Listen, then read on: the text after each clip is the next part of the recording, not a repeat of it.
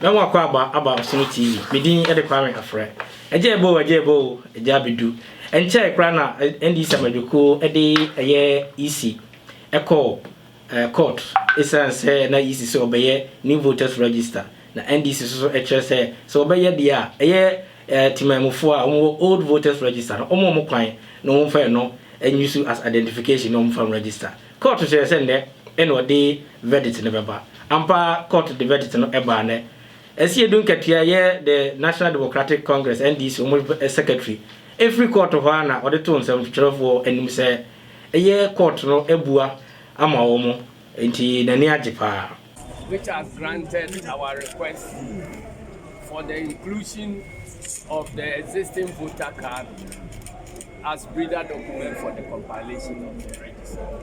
Eno ena sabri ye hia se meniminu anu mienu ye bebejo mo adwenkyere efa de esi edun katia kan no ene de court e kan na se sa ene tia edwuma de meniminu ya James Maken ye MPP Finland vice chairman ena Ebenezer Osu Afriye ye MPP Finland head of communication abuya fa makwaba Jose Kwame sabe bidi kaka no se esi edun katia ama contradictions aba de yisi beka ene de ono soka eni nka nje wa adwenkyere se na wo hu no Kwame ina ni se sebi ya kan asema ba omi aka to da se ndi sifo eni pe bia sebi on parking kan na me din sebi akin kan no mo pe na obi aba court na court ama verdict mo ti court dem ho kama court ama verdict no o man ti ase so enya no kre se asema a sido gete to dwa se court no e di asema na ma NDC for no enya no kre because NDC for omo main show me court no ne se na wo kan ye no court ma kwan na mo yemfa old voters ID card no mo bi no mo use as ID card to be recognized as Ghanaians to be registered in the upcoming voter registration but court na nyentum court has completely rejected that relief na NDC ACK at the Supreme Court. In fact, the court is saying, the Supreme the voters register database say you should be compiled in accordance or in compliance with the CI 126. What is the CI 126? CI 126 is a constitutional instrument here.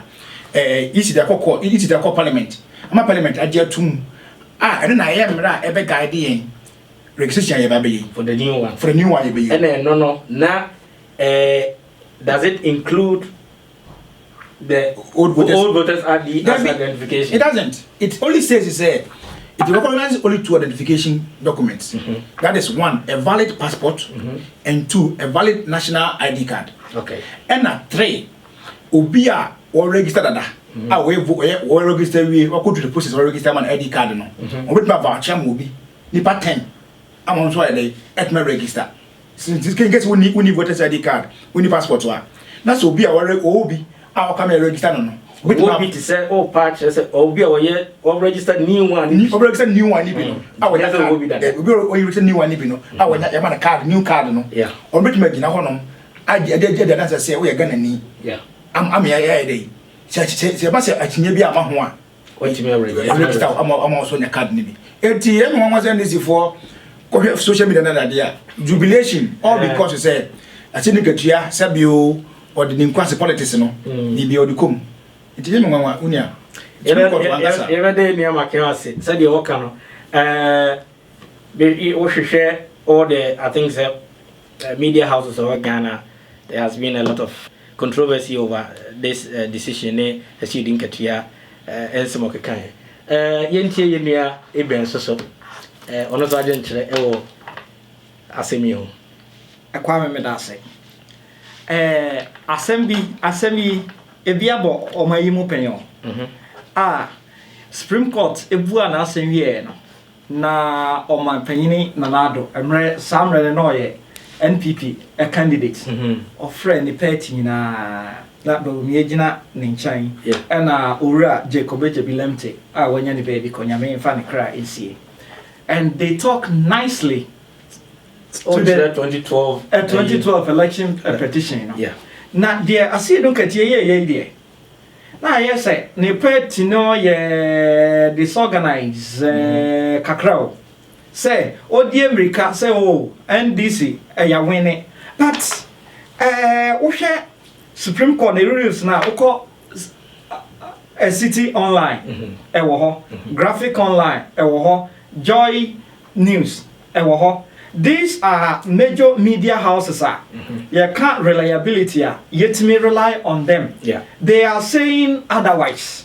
And you see, look at Yankwan, there are some kwan or non kwan tea a courtroom, a room where office because or say so the menu is a kind or say ya orders a CI 126 and yejuma na electoral commission or no ankasano or deni eniho inti no onfa eno enye adwuma na nke ye hwehwe se NDC fo onbe yama na ye fe ti se enanado 2012 no oyema no ye fe wo se de court aka menye ntum na enso so se de Ghana beko ne enanum nti emra no enye adwuma na de ufti ya wo se ya win na e kai me ade ba ko bi so of comfortable lead omo we pa wo se me comfortable lead e we chire dia na nti I think say no for the meantime no yemma asiedu nketia ne NDC omo enjoy comfortable lead e kakra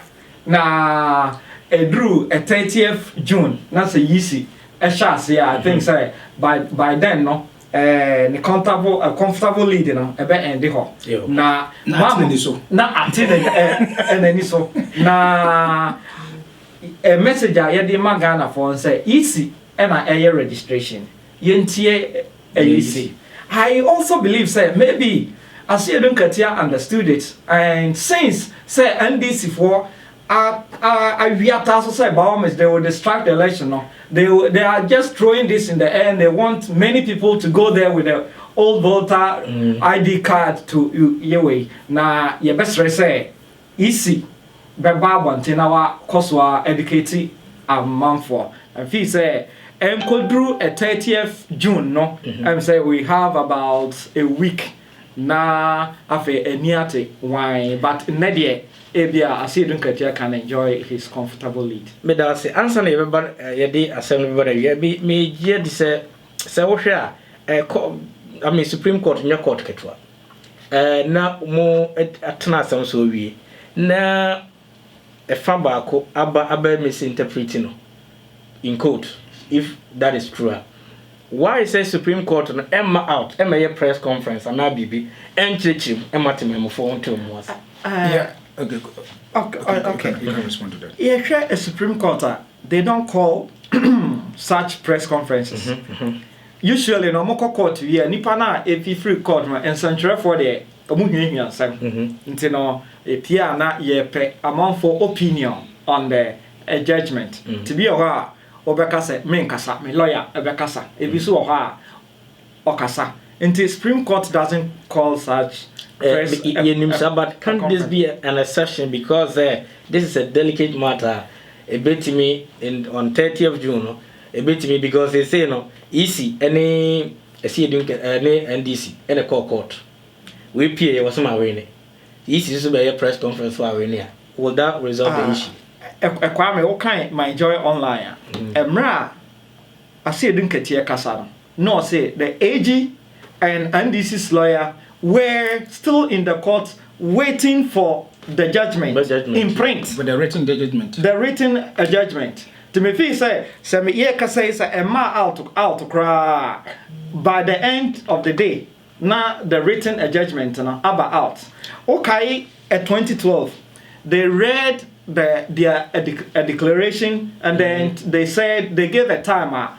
All of them, the detailed will be out. That is why that is as you doing at your time or money on the press and the actual decision, you know. That what himself. Yeah.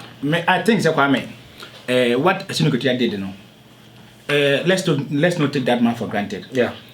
He did that on purpose. The NDC is setting an agenda for chaos for the coming general elections. And it is part of their grand scheme to create confusion at every given opportunity. And I think that is the only thing that could inform this kind of hasty statement from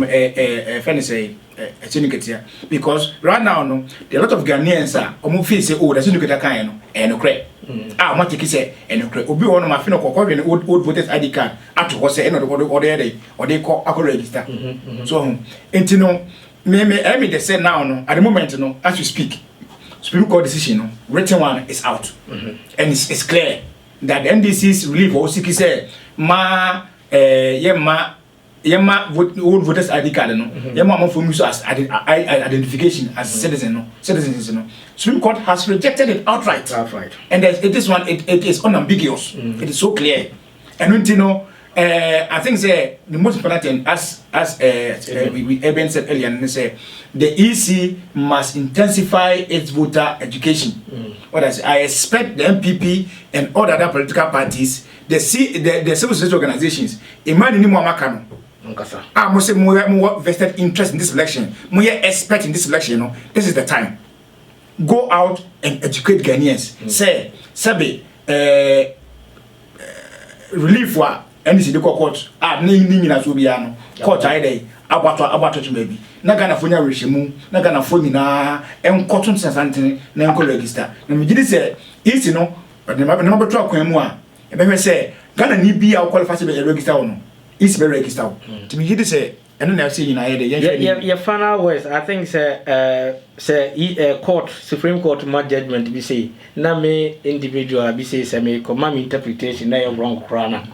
Biji say binya that popular be see Dinkatia as national NDC foreign secretary there obibi obeka no actually besides omo lawyers amodo mo court this nka mo free ho ba na ya ma judgment na won TV bi askra na bu person adwem your fine nke say o busa wo na wa musa na obeto mfutura gutima mfo ani say no onyi this nka say court no kra taking on Kwame, you know, of course, as you can me say, oh, this is how I understood the judgment. Exactly. You understand? But I think that it was very irresponsible on the part of President Ketia not to wait for their lawyers to come and comment on the matter because Minister he knows. Say lawyers, you know, they understood the judgment much more better than him.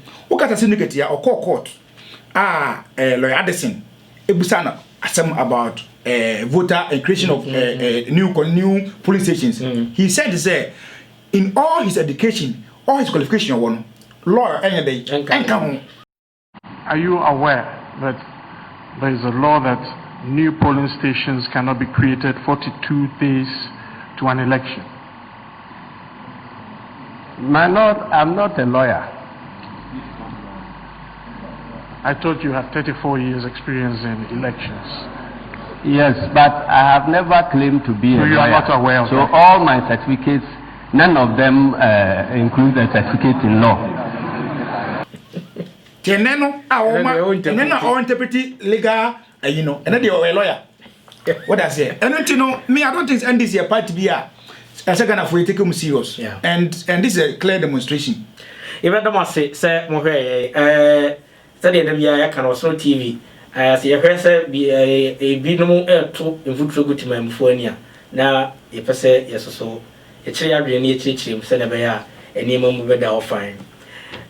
You're two ways so among one was so won't read now, one for money actually.